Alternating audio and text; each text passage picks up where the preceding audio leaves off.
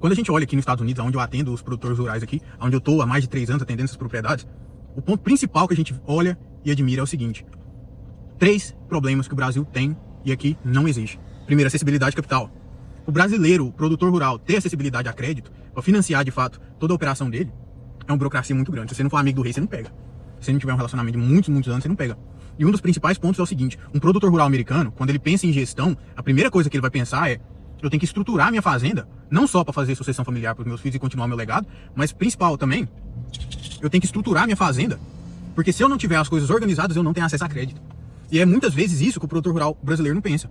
A gente pensa muitas vezes em fazer gestão para fazer uma sucessão, para expandir o nosso negócio. Mas quem que tá falando de quando você tem uma gestão, uma governança da porteira para dentro, você tem mais acessibilidade a crédito? Isso aí parece que ninguém fala, ninguém conta, né? Mas tem muitos produtores nossos, clientes nossos, conseguem não ter acesso a grandes demandas, mas quem tem ali um patrimônio dos 4 milhões para frente, já consegue ter uma governança boa e buscar capital com maior precisão.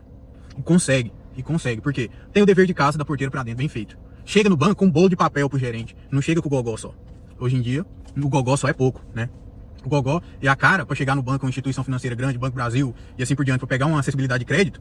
Se não tiver uma papelada boa para mostrar de um fluxo de caixa, de um DRE, de uma projeção de safra, de um volume de produção, já fica bem mais complexo. Fica bem mais complexo. Isso daí o seu gerente não vai te contar. Porque se ele te contar, ele vai te incentivar a quebrar essa cadeia burocrática que tem hoje dentro da instituição. E não é interessante para ninguém deles, né? E esse dever de casa, de fato, quem tem que fazer é da porteira para dentro, né? O segundo ponto que a gente vê muito aqui nos Estados Unidos, que o produtor rural não pensa, é nessa questão de logística, né? Aqui nos Estados Unidos tem um trilho do trem que pega desde a fronteira com o México e corta os Estados Unidos inteiro. Passando aqui dentro da Califórnia e subindo Arizona, New México, Texas, vai subindo ali pro cinturão, pega tudo ali do cinturão, vai levando, cruza da Califórnia até o Texas, até a Flórida. Então o que a gente tá falando? De lado a lado dos Estados Unidos. Lado a lado. E isso, se a gente tivesse um político aí nessa eleição que defendesse uma bandeira dessa pra colocar e implementar de fato, esse cara eu botava R$1 milhão na campanha dele, fácil. Porque esse dinheiro volta pro produtor rural muito fácil. Muito fácil. Mas não tem ninguém batendo nessa pauta. O produtor rural americano pensa em sucessão familiar desde quando o menino tá no berço.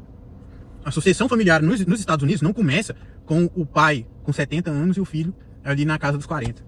A sucessão familiar começa quando o menino tá no berço. Começa pondo o menino na operação e o pai saindo da operação para ficar na estratégia e tomar a melhor decisão. É isso tudo que a gente vê e tá levando pro Brasil as partes boas e, claro, filtrando as partes ruins. E também eu não vou ser ignorante. Tem muita coisa no Brasil boa que a gente traz e implementa aqui nos Estados Unidos. O produtor rural americano fica de boca aberta. Respeita o agronegócio o brasileiro. O produtor rural americano respeita o agronegócio brasileiro. E o que muitos brasileiros deveriam fazer também. Forte abraço, bom início de semana aí a todos.